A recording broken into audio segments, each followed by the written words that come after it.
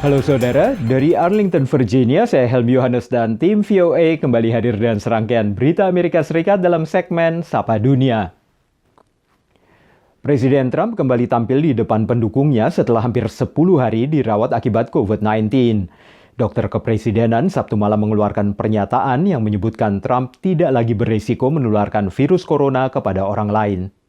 Berpidato Sabtu lalu dari balkon Gedung Putih di depan peserta protes damai untuk mendukung hukum dan ketertiban, Presiden Trump mengatakan bahwa virus corona akan menghilang, bahkan sedang menghilang, dan adanya vaksin akan membantu mengalahkan virus ini. Pernyataan Trump itu diberikan saat kasus COVID dilaporkan meningkat di 30 negara bagian Amerika, dan 58.000 kasus baru COVID terjadi pada Jumat lalu, yakni yang tertinggi selama 2 bulan terakhir. Lewat sebuah memo, dokter kepresidenan Sean Conley menyatakan Trump tidak lagi berisiko menularkan virus corona pada orang lain. Presiden Trump langsung dijadwalkan untuk melakukan kampanye di Florida pada Senin ini, kemudian di Pennsylvania hari Selasa dan Iowa pada hari Rabu. Menanggapi presiden yang akan berkampanye secara langsung lagi, capres dari Partai Demokrat Joe Biden yang sedang berkampanye di Pennsylvania mengatakan bahwa Trump harus menyatakan secara jelas kepada semua orang untuk selalu menjaga jarak dan memakai masker. Biden juga mengingatkan bahwa saat ini masih ada 700 hingga 1.000 orang meninggal dunia setiap hari akibat COVID di Amerika. Joe Biden sendiri melakukan langkah kewaspadaan dan mengatakan ia kembali dites COVID dengan hasil negatif pada Sabtu pagi. Itu adalah tes negatifnya yang ke-6 dalam waktu seminggu lebih. Trump dan Biden dijadwalkan bertemu lagi dalam debat Capres kedua pada 22 Oktober setelah Komisi Debat Presiden membatalkan debat pada Kamis 15 Oktober karena tim ses Trump tidak setuju dengan format virtual. Sementara Biden dijadwalkan melakukan acara temu warga atau town hall di televisi ABC. Kampanye Pilpres Amerika memasuki pekan-pekan terakhir dan meski isu luar negeri relatif tidak banyak disoroti di dalam negeri, perbedaan kebijakan kedua capres dicermati di luar negeri, di antaranya kebijakan kedua pihak menghadapi Tiongkok serta Rusia, serta tegangnya hubungan Amerika belakangan dengan sekutu-sekutunya di NATO. Tak lama setelah memenangkan Pilpres pada 2016, Presiden Donald Trump menyatakan NATO sudah ketinggalan zaman. Pernyataan ini menggemparkan sekutu-sekutu AS di NATO di tengah keresahan soal intervensi Rusia di Ukraina. Tapi pada 2017 sikap Trump sedikit berubah. Now they do fight terrorism. I said it was obsolete. It's no longer obsolete. Bagi negara-negara Eropa, ketidakpastian ini menguji hubungan mereka dengan sekutu lama. You want an ally who's going to be reliable, and especially an ally like the United States that traditionally has been, such a heavyweight. Lalu apa pendapat negara-negara NATO soal lawan Trump, Joe Biden? Biden, from his past record, is much more favorable to NATO, and NATO remains the bedrock of British security as well as European security more generally. Di Polandia dan negara-negara ex-blok timur lainnya, Trump disegani. For some of those states, there would still probably be a preference for Trump to stay in the White House. Sementara Jerman dituduh Trump mangkir dari komitmennya mendanai NATO. Has in an instinctive way been right about quite a few things, that perhaps there was a need to push back against China on trade issues. He's right about NATO spending. He's right about many European countries not pulling their weight. Dan sikap keras terhadap Tiongkok takkan berubah bila pun penghuni Gedung Putih berubah.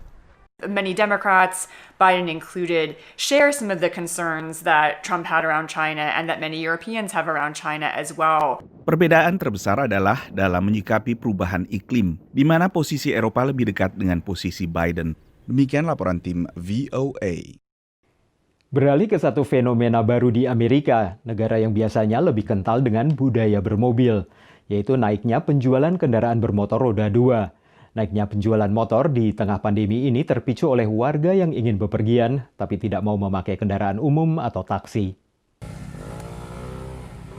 Banyak digunakan guna menembus kemacetan di Asia dan juga di jalanan sempit Eropa. Tapi sepeda motor relatif tak banyak digunakan warga Amerika Serikat, di luar yang memang hobi.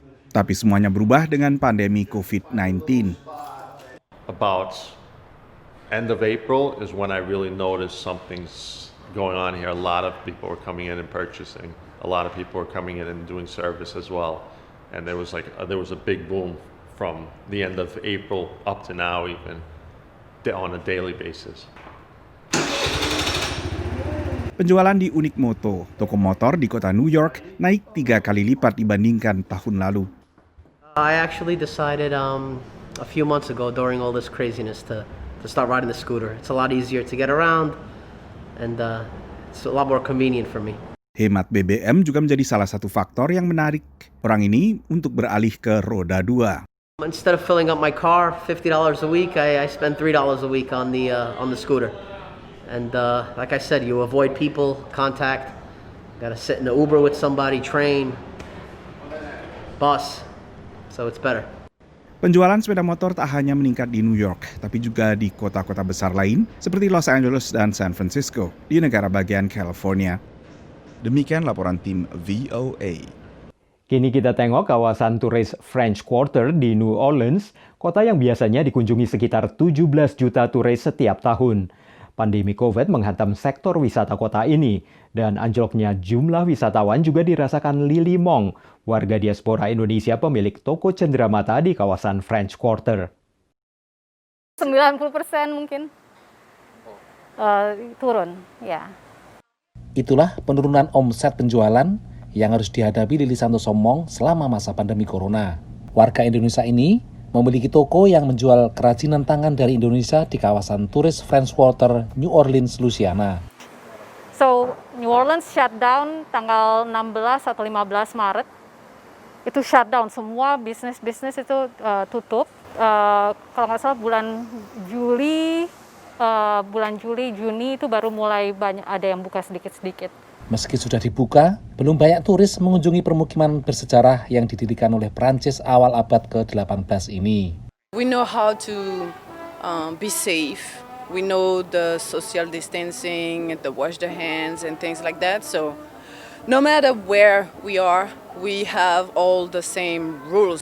Jalan-jalan yang biasanya ramai nampak sepi. Restoran dan toko masih banyak yang tutup. Karena turis masih sepi, tempat yang ini pun ia buka tiap akhir pekan saja. Fokus sekarang online. Jadi kita ada eBay store, dan kita yang fokus itu shipping, terus kita ada customer base yang kita call, yang sudah bertahun-tahun, dari kita direct sales dengan mereka. Dalam kondisi normal, bulan November depan memasuki musim turis. Namun kali ini, nampaknya French Quarter akan melewati musim turis dengan sunyi. Dari New Orleans, Supriyono dan Alam Burhanan, VOA. Saudara, kami akan kembali dengan Sapa Dunia Senin depan. Terima kasih atas perhatian Anda. Dari Arlington, Virginia, saya Helmi Yohanes dan tim VOA.